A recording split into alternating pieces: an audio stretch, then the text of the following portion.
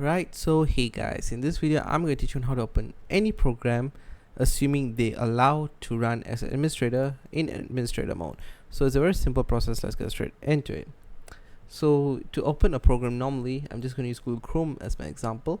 Okay, you just double click on it and it should open up without any issues. But if you want to give the program administrator privileges, you can right click on it and then click on run as administrator and then click on yes, and that should open Google Chrome in administrator mode. Or you can just go into your search bar right here, okay, and just type in Google Chrome.